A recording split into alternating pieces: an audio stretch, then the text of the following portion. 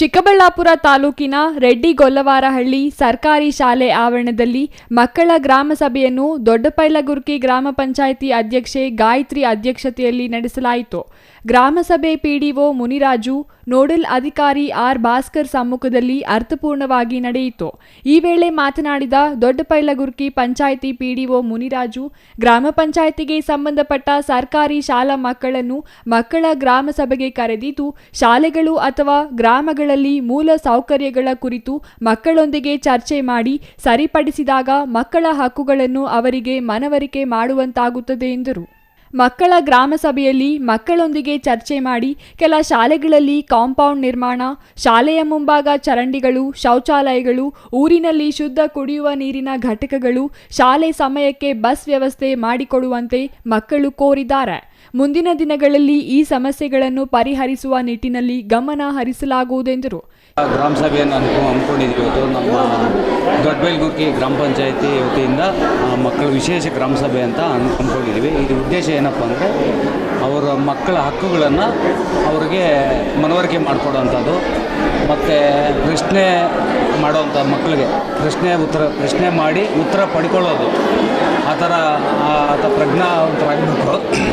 ಪ್ರಜ್ಞಾವಂತರಾಗಬೇಕು ಅಂತ ವಿಶೇಷವಾಗಿ ಮೂಲಭೂತ ಸೌಲಭ್ಯಗಳು ಮಕ್ಕಳ ಕಡೆಯಿಂದನೇ. ಇವಾಗ ಎಕ್ಸಾಂಪಲ್ ಹೇಳ್ಬೇಕಂದ್ರೆ ಟೀಚರ್ಸ್ ಇರ್ಬೋದು, ಪೋಷಕರು ಇರ್ಬೋದು, ಅವರು ಅರ್ಜಿಗಳು ಕೊಡೋದು, ನಮ್ಗೆ ಈ ಥರ ಬೇಡಿಕೆ ಇದೆ ಅಂತ ಎಲ್ಲ ಸಾಮಾನ್ಯವಾಗಿ ಕೇಳ್ತಾರೆ. ಬಟ್ ಇವತ್ತು ವಿಶೇಷ ಮಕ್ಕಳ ಸಭೆ ಉದ್ದೇಶ ಏನಪ್ಪ ಅಂದರೆ ಮಕ್ಕಳ ಕಡೆಯಿಂದನೇ ಇದು ಲಿಖಿತ ರೂಪದಲ್ಲಿ ಅರ್ಜಿಗಳು ಪಡ್ಕೊಂಡು ಅದಕ್ಕೆ ಇಲ್ಲೇ ಈ ಸ್ಪಾಟಲ್ಲೇ ಏನಾದರೂ ಪರಿಹಾರ ಸಿಕ್ಕಿದ್ರೆ ಇಲ್ಲೇ ಮಾಡೋದು, ಇಲ್ಲ ಅಂದರೆ ಆ ಸಂಬಂಧಪಟ್ಟ ಇಲಾಖೆಗೆ ನಾವೇ ನಮ್ಮ ಪಿಡಿಒ ಮುಖಾಂತರವಾಗಿರ್ಬೋದು, ನಮ್ಮ ಪಂಚಾಯತಿ ಕಡೆಯಿಂದ ಇಲ್ಲ ಅಧ್ಯಕ್ಷರ ಕಡೆಯಿಂದನೂ ಪತ್ರ ವ್ಯವಹಾರ ಮಾಡಿ ನಾವು ಮುಂದಿನ ದಿನದಲ್ಲಿ ಆದಷ್ಟು ಬೇಗ ಬಗೆಹರಿಸ್ಕೊಡ್ತೀವಿ ಅಂತ ಮಕ್ಕಳಿಗೆ ಭರವಸೆ ಕೊಟ್ಟು ಅವರಿಗೆ ಚೈತನ್ಯ ತುಂಬುವಂಥ ಕೆಲಸ ಮಾಡ್ತಾ ಇದ್ದೀವಿ.